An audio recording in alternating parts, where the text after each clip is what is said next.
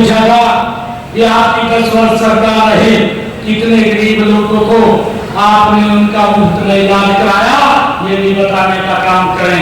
भाइयों, एक भी व्यक्ति का इन्होंने मुफ्त में इलाज नहीं कराया।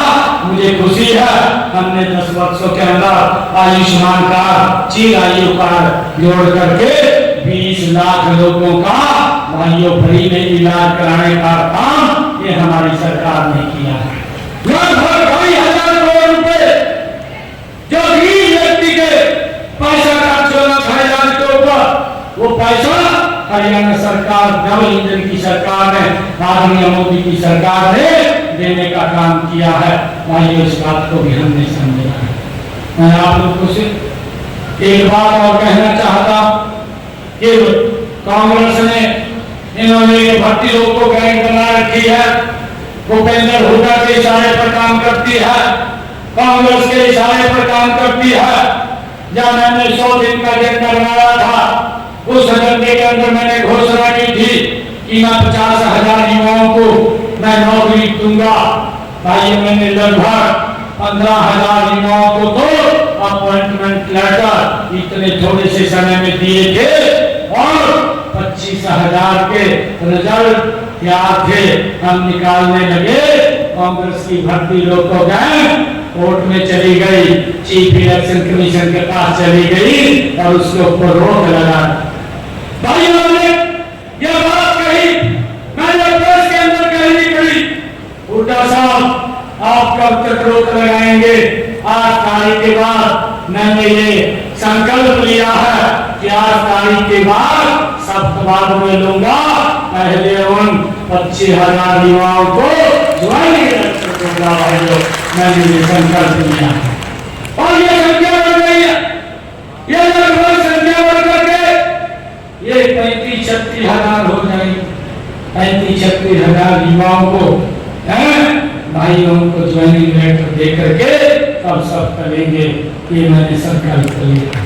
भाइयों, आप लोगों से आग्रह है एक तो खड़े होकर के ऐसे लोगों से जिन्होंने भ्रष्टाचार की दलदल में प्रदेश को धकेला है, जिन्होंने भाइयों दामाद को खुश करने के लिए हमारे भोले भाले किसानों की जमीन को दफा 4-6 लगा करके उसके सुपुर्द करने का काम किया है, ऐसे लोगों से हमें बचना भी है, हमें बचाना भी है।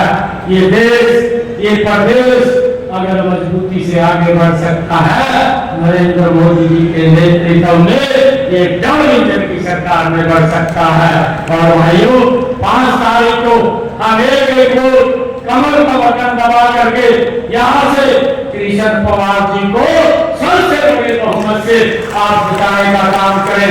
भाइयों, मैं इस राणा की सरदारी से एक बात कहना चाहता हूँ, हमारी मातृशक्ति विशेष तौर से इतनी भारी संख्या में यहाँ पर आशीर्वाद देने के लिए आए हैं, इनको भी प्रणाम करता हूँ और आप लोगों को एक बात कहता हूँ, 8 तारीख को जबरदस्त आएगा।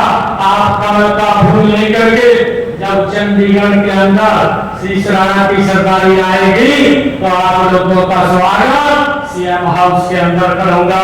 भाइयों, आप लोग जब वहां पर आएंगे और एक और विश्वास आप लोगों को दिलाता हूं, भाइयों, जो भी काम आप लोग हमारे ध्यान में लगाएंगे, आप कृष्ण कुमार जी को बताएंगे, एक भी काम ऐसा नहीं होगा इस काम को हमारी सरकार प्राथमिकता के आधार के ऊपर नहीं करेगी। भाइयों, पैसे की कोई कमी नहीं।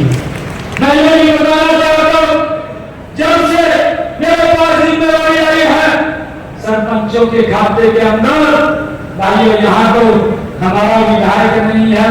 कांग्रेस के समय में तो भेदभाव होता था, जहाँ पर दूसरे दल का विधायक होता था 5 पैसे भी नहीं देते थे।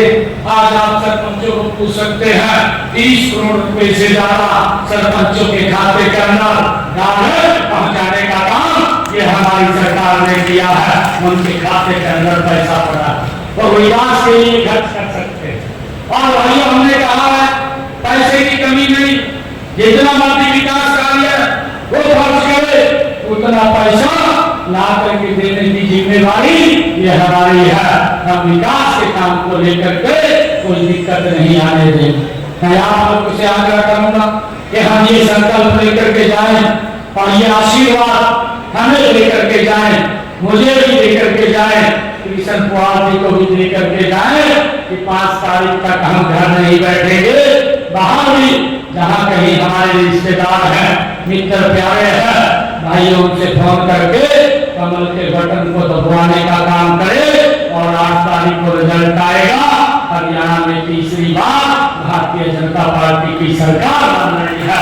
इसके लिए आप लोगों का आशीर्वाद हम यहाँ इस आनंद लेने के लिए आए।